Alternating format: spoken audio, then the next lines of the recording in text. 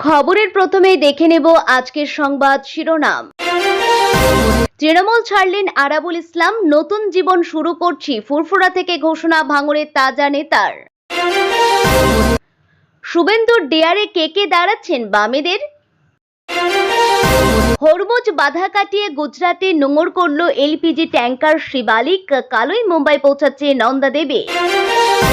স্বামী ছেড়ে ড্রাইভারকে বিয়ে, বিতর্কেও ম্লান হয়নি বিজেপির আস্থা, এবারও প্রার্থী সেই চন্দনা। 5 মিনিটেই গ্যাস বুকিং, দুর্দান্ত এই প্রসেস আপনি জানেন তো। আসছি বিস্তারিত খবরে। 2006 সালে বিধানসভায় তৃণমূলের 30 জন বিধায়ক ছিলেন, তাদের মধ্যে একজন আরাবুল ইসলাম। দক্ষিণ 24 পরগনা জেলার ভাঙড় আসন থেকে সিপিএম প্রার্থী মোশাররফ হোসেন লস্করকে হারিয়ে বিধায়ক হয়েছিলেন তিনি। তৃণমূলের সঙ্গে সমস্ত সম্পর্ক ছিন্ন করে নতুন জীবন শুরু করেছেন। সোমবার ফুরফুরা শরীফ থেকে এই ঘোষণা করলেন তৃণমূল থেকে বহিষ্কৃত প্রাক্তন বিধায়ক আরাবুল ইসলাম। শাসক দলের নামে এক রাশ ক্ষোভ উগরে দিয়ে তাজা নেতা জানান যে দলের জন্য তিনি প্রাণপাত করেছেন, সেই দল তাকে পদে পদে অপমান করেছে। ভাঙড়ের হাওয়ায় গুঞ্জন, এবার আইএসএফ এ যোগ দিতে পারেন আরাবুল। 2006 সালে বিধানসভায় তৃণমূলের 30 জন বিধায়ক ছিলেন, তাদের মধ্যেই একজন আরাবুল ইসলাম। তিনি 2011 সালে তৃণমূলের গোছ প্রার্থী নান্নু হোসেন বিদ্রোহী হয়ে দাঁড়িয়ে পড়ায় পরিবর্তনের হাওয়াতেও সিপিএম এর বাদল জমাদারের কাছে পরাজিত হন আরাবুল।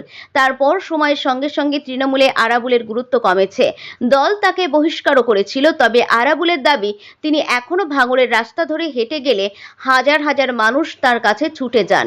তিনি ভাঙড়ের মানুষের জন্য, ভাঙড়ের মানুষ সর্বদা তার পাশে। সোমবার সকালে ভাঙড় থেকে হুগলির ফুরফুরা যান আরাবুল ইসলাম। পীরজাদাদের সঙ্গে দেখা করার পর তিনি বলেন, আজ থেকে আমি তৃণমূল কংগ্রেস ত্যাগ করলাম, নতুন জীবন শুরু করছি। হয়তো দুদিনের মধ্যে জানতে পারবেন কোন দলে যাব, কিন্তু দল তো তাকে আগেই বহিষ্কার করেছে। আরাবুলের জবাব, বহিষ্কার তো আগেও করেছে, 5 বার জেলও খাটিয়েছে, শুধু বহিষ্কার করত, জেল খাটানোর দরকার ছিল না। তিনি জানান, জেল মুক্তির পরে তৃণমূল নেতৃত্বের নির্দেশ মাফিক কাজ করেছেন, কিন্তু তারপরেও দল তাকে গুরুত্ব দেয়নি।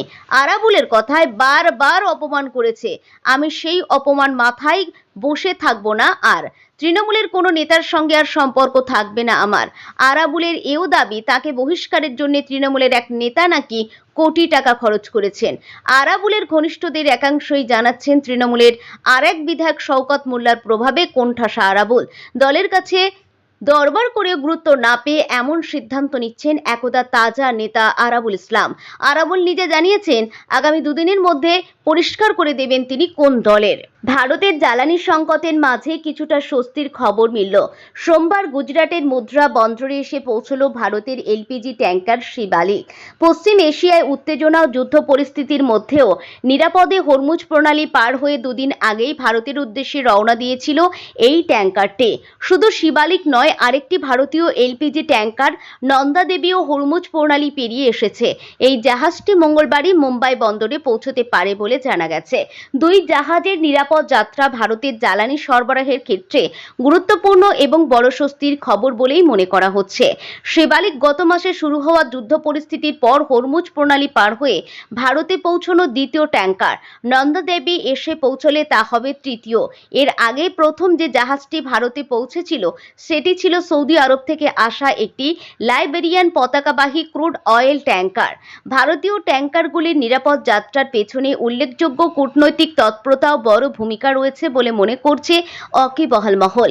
বিদেশমন্ত্রী এস জয়শঙ্কর ইরানের বিদেশমন্ত্রী আব্বাস আরাকচির সঙ্গে 4 দফা আলোচনা করেন।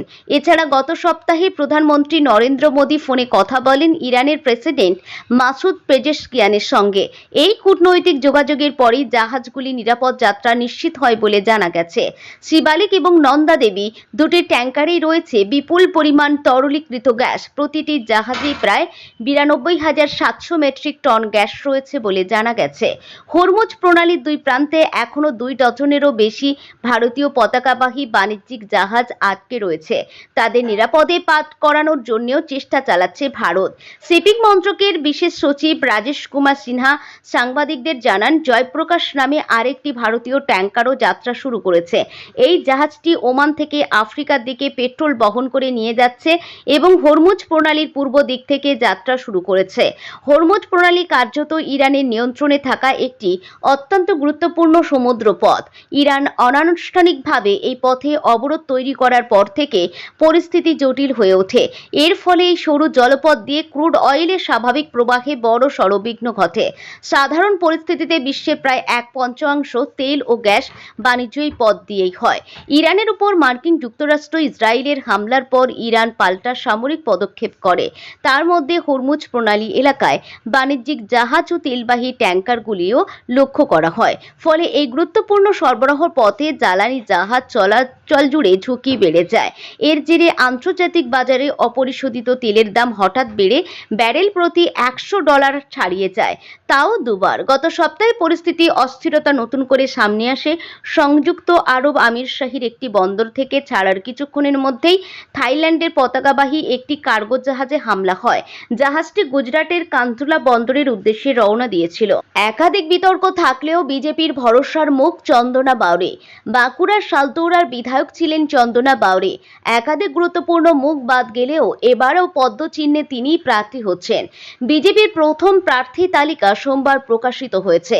সেখানে ওই কেন্দ্রে জ্বলজ্বল করছে চন্দনার নাম। 2021 সালে বাঁকুড়ার সালতৌরা কেন্দ্রে বিজেপির প্রার্থী হয়েছিলেন চন্দনা বাউরি। আতপৌরে আর্থিকভাবে পিছিয়ে থাকা পরিবারের এই বধূকে প্রার্থী হিসাবে বাছাই করে বড় চমক দিয়েছিল গেরুয়া শিবির। এমনই মনে করেছিলেন রাজনৈতিক মহলের একটা অংশ।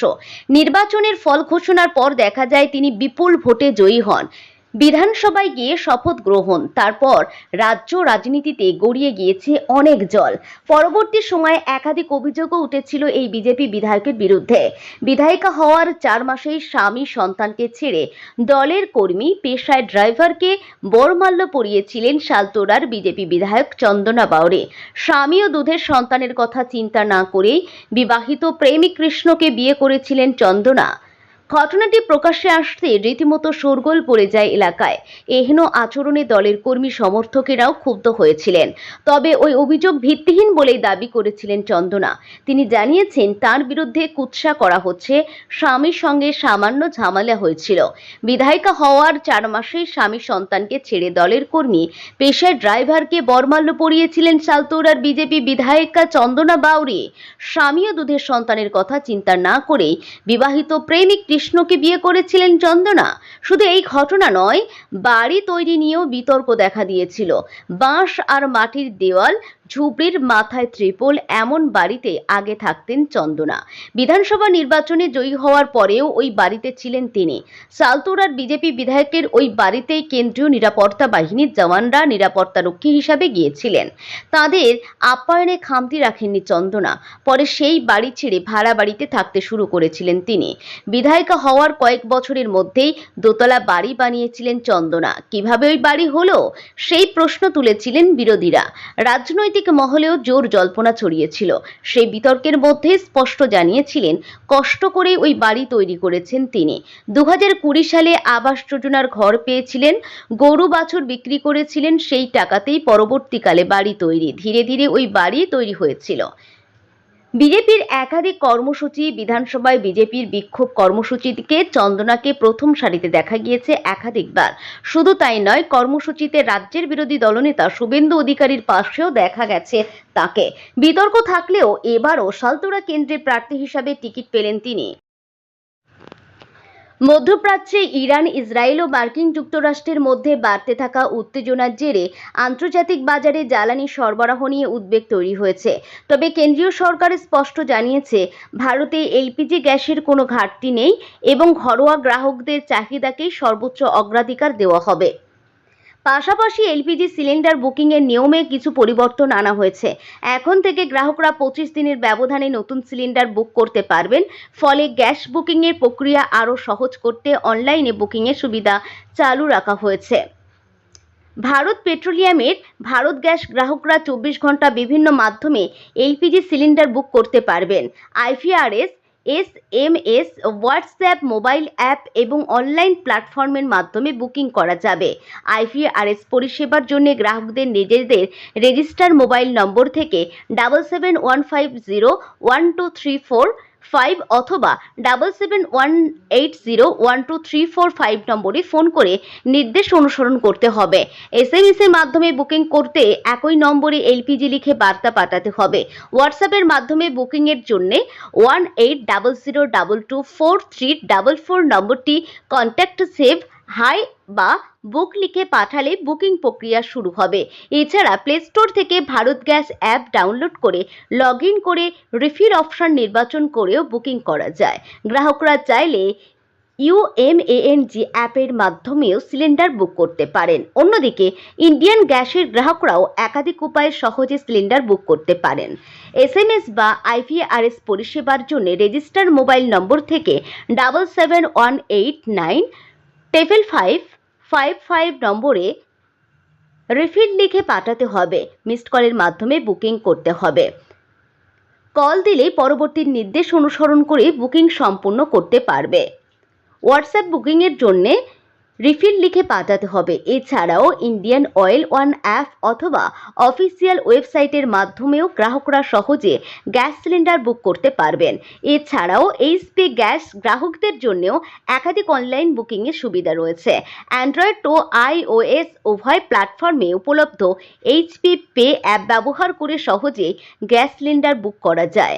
IVRS পরিষেবার জন্য গ্রাহকদের রেজিস্টার মোবাইল নম্বর থেকে 88882345 নম্বরে ডায়াল করতে হবে।